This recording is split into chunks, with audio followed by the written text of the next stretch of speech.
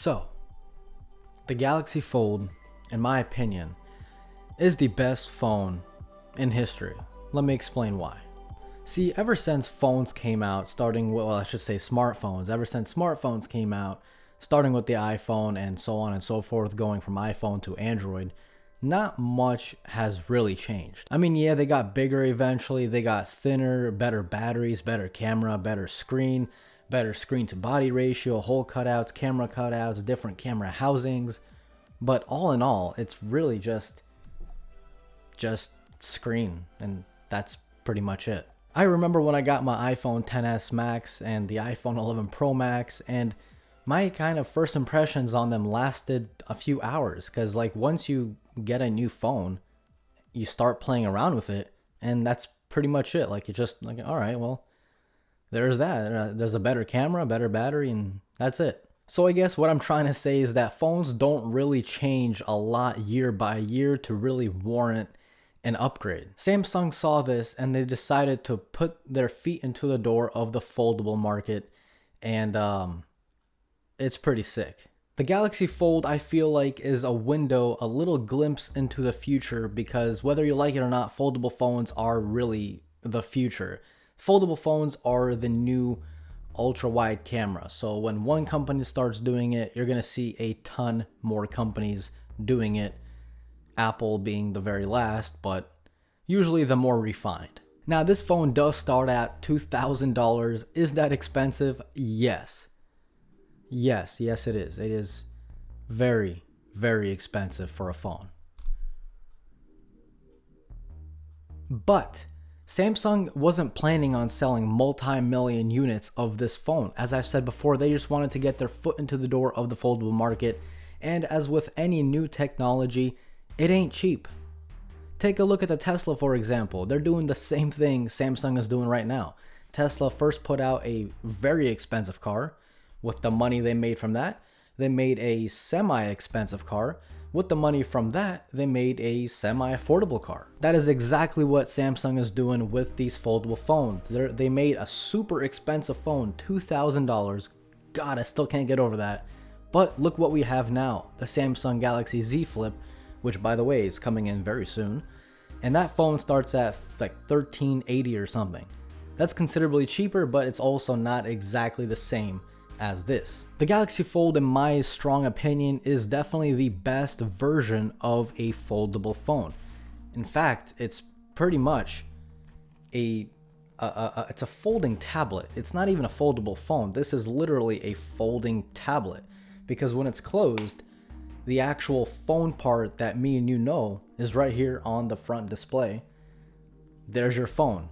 When you want to consume media, when you want to play games, whenever you want to do anything, you open it up and you get a friggin' tablet. It blows my mind that we have literally come to this. Like the future is now, pretty much. On the front of the phone, you will see the camera cutout, an earpiece, and of course that comically tiny display, which, let's be honest, it's only going to get better from here. So the fact that it still looks this good as a first generation product, that's good news, because it's only going to go up from here. The sides of the phone contain all the physical keys for the volume up and down, the power button, and it has a dedicated fingerprint sensor, and as well as the SIM card slot. The other side has this beautifully crafted hinge, which looks like it can actually be used in self-defense against 4 mountain lions or tent guys. Whatever situation you run into, the hinge will do its magic. The rear of the phone does contain the same cameras as the S10 Plus, but I don't know why. Maybe it's just a placebo effect, but I really think this phone, the Galaxy Fold, takes better photos than the S10 Plus in certain situations, and some people on my Twitter actually noticed that as well. The top of the phone has the side-firing speaker along with a microphone for noise cancellation. The bottom of the phone has the USB-C charger along with another mic and along with another side-firing speaker. When you open up the phone, you are greeted with a really large display and, well, a really large notch. But it does contain 2 cameras, a depth camera, and your main selfie shooter. If you are keeping count, that is a total of 6 cameras. Now, the display itself is plastic, but that is kind of to be expected with, where we are now in terms of technology and foldable displays, foldable glass. It's not quite there yet. The Galaxy Z Flip does have glass, but not really. Like, the part you touch is still plastic, so like, anyway, we're getting off topic here. It's so comfortable to use this phone when it's wide open. It's amazing. Watching movies on it is great. It feels like you're holding a little portable movie theater that just kind of fits into your pocket. Playing games on this display is also another great entertainment adventure, especially with Dolby Atmos support and again, that fantastic large display. Pretty much any game you play on it is going to be really, really enjoyable. And if you pair that up with Samsung DeX, you pretty much have a phone, a tablet, and a computer, like all in one. Again, $2,000. I get it, but $2,000, that's what you're paying for. You're paying for a phone, a tablet, and a computer. So if you really think about it, it's not that expensive for what you get. As I've said before, there isn't actually any front firing speakers when the phone is open. You actually have 2 side firing speakers. So that means if you are playing games, it's best to hold the phone with the notch down, because that way you will not block any speakers with your hands. At first, I was really scared of the display being plastic, as many of you guys were, but this is actually the most durable display on a phone, at least a folding phone. You guys are probably saying, Mark, what are you talking about? How is a plastic display going to be durable? Well, I'll tell you, my children, because it folds. See, when the phone is in this position, it is literally impossible to scratch the inside display. You can't do it. And when the phone is open, you're not really doing anything to scratch the display. You know, after you're done using it, you know, after you're done typing or watching a movie, watching a YouTube video, you close it and that's it. Unlike a traditional phone, the display is always out. It's always either rubbing against your pocket on the inside. It's always maybe face down on a table somewhere. The display is always open to the elements that Earth throws at it, whether it be sand, whether it be water, whether it be dust, whatever it is, it's always there. It's always open. Another thing I love about this phone, and Samsung really kind of thought this out, I'm not sure if they did it on purpose or maybe it's just engineering. At this point, it's kind of hard to make it flush, but there's actually a gap. I'm not sure if you guys can see this, but there's a gap when the screen is closed. Now, many people don't really like this gap, but I think it's kind of genius because, again, that gap actually protects against scratches. Imagine if the screen closed with the 2 sides of the screen touching each other. That means if you do accidentally have a piece of sand on the screen, a piece of dust, whatever is out and about flying with the wind, if it lands on your screen and the screen closes flush, that means that grain of sand is being smushed by the 2 halves of the display. That is going to maybe leave some kind of indent. That's going to maybe cause some sort of scratch. But since there is a tiny little gap, that means if a little piece of grain of sand does go on the display and you close it, it's not going to be smushed by the 2 halves.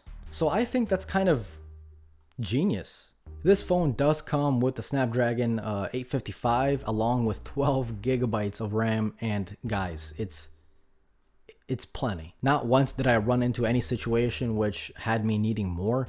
Apps stay open long thanks to that massive amount of RAM, and the phone overall is incredibly speedy and reliable. I think the best part, or at least one of the best parts about this phone, is that it is a first generation product, but it's the most polished first generation product that I have ever used. And as I've said before, this is the benchmark. This is the standard. It's only going to get better from here on out. In fact, there's been some rumors about the Galaxy Fold 2 that's soon to be coming out, and the front display is supposed to be taking up the entire front instead of having this little comically small display. But even then, it's still usable. This phone is a folding tablet with 6 cameras, wireless charging, reverse wireless charging, a hinge that can put down a mountain lion, and it's really the most premium product that I've ever felt from Samsung in my hands, 100%. Now, the battery on this phone is straight up insane. The first day I got it, and by the way, as you guys already know, the first day you get a phone that's going to be the day you get usually the worst battery, because the phone's antennas are being calibrated, the GPS is being calibrated in the background, all your applications are being downloaded, everything's being synchronized, so that's taking a lot of juice. So the first day I got the phone, I had 6 hours of screen on time. I wish I took a screenshot. I don't know why I didn't, but I had 6 hours of screen on time.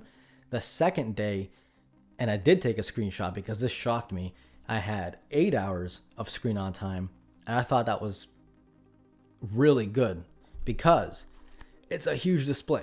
Okay, that's amazing. The third day, I was completely shocked. I'm like, nah, this is fake. This is fake.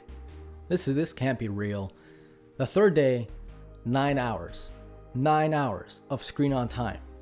And keep in mind, I do use the small display, but like it, you use it just to look at it, and then when you want to interact with the phone, that's when you open it up. So if I had to guess how much time I spent on the main display, the large display, I would say at least over 80% of my usage with this phone is the big display.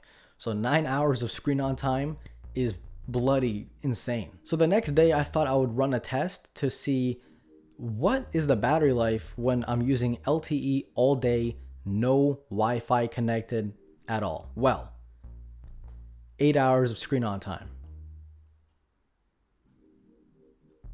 Like, okay, I'll take it. So the battery life is definitely something you should not be worried about when getting this phone. If you guys are planning to get this phone, you can find some pretty damn good deals online, roughly the same price as the Galaxy S20 Ultra.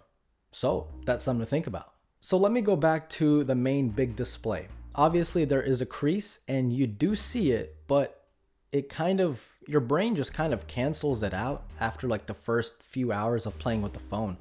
There is a crease, obviously, but when you're looking at the phone, at face value, I cannot see the crease right now. It's impossible. When you're looking at the phone directly, you will not see the crease. Now, if I turn the phone to the side, the screen just went to sleep. When you turn the phone to the side, that's when that crease starts to kind of bend the colors of whatever you're looking at. So yeah, you can see the crease if you're looking at it from the side. But again, your brain just kind of eventually kind of filters it out because you already know it's a folding phone and you already know it has to have a crease, at least with the technology we have today. And again, your brain just kind of filters it out. For a good example, did you know you can always see your nose? Right now, your nose is always in your field of vision, but you don't really notice it. Kind of similar with this crease. The thing I wish was a little smaller was the actual notch. Don't get me wrong, I don't really care, but when watching YouTube videos in landscape, it does kind of get in the way of whatever you're watching. I think it would have been a little bit better if it was centered, or at least, so it would be more symmetrical. But again, this is a first generation product, and again, it's only going to get better from here. Since this display is huge, multitasking on this phone is fantastic. Not only can you have 2 applications open, you can even have a 3rd application open and even turn any app into a bubble that you can later open when you want. Now, I'm not really going to go over photos just because this camera on the Galaxy Fold is pretty much identical to the Note 10 Plus and the S10 Plus, but here are some quick examples. You can expect your typical Samsung style of photos, nice and punchy colors, along with tons of settings to play around with in the camera application. The photos from this device look flat out insane, even going into 2020. Definitely in my personal top 3 smartphones. The only thing I wish Samsung would do going forward into the future, and I know they are, is make this phone IP68 or IP something, some sort of waterproof or water resistant and dust resistant, because it was raining a few days ago and I did not want to pull this phone out of my pocket. There was no chance in hell that I was going to pull this phone out. Nah, it stayed in my pocket. So if they kind of put in some sort of water or dust resistance, that would be amazing. Another thing I wish they would do is just take away this notch. Nobody is taking selfies with this thing when it's open. I mean, I don't want to say nobody because I'm pretty sure some people are, but just take it out, please. Once they do that, it would be the perfect phone. Oh, by the way, and also make the display a little bit bigger because this is it's pretty small. Overall, this phone is a finished product. It's not a beta product like I thought it was. It's the real deal. It's expensive, but that's the price you pay to get your first hands on the future of foldable phones or foldable tablets. So that's pretty much it, guys. I completely love this phone. Again, this phone is my favorite phone ever. Like, if you were to ask me, Mark, what's your favorite piece of technology from your lifetime? This. Every single person I show this phone to, they are mind blown on how it folds. Like, I showed my coworker, I showed him this small display, and then he's like, oh, that's weird. And then I opened it up, and bro, like, his face, it looked like I was showing him something from like 5 years into the future. Like I went into a different planet and I picked this up, and it truly does look like that when you're using the phone. It's just, I can't even explain it in words. This by far is my favorite tech product ever. So if you guys are new here and you like this video, please subscribe. It helps the channel out greatly. And yeah, if you like the video, leave a like. And yeah, again, I have the Samsung Galaxy Z Flip coming in Wednesday. So in a few days, 4, 5, 6 days. What day is today? And I also got the Galaxy S20 Ultra coming in. I'm broke. So if you guys want to see those videos, again, subscribe, like, leave a comment, tell me what you thought about this video, and that's pretty much it. This was Mark from Mark's Tech. Adios.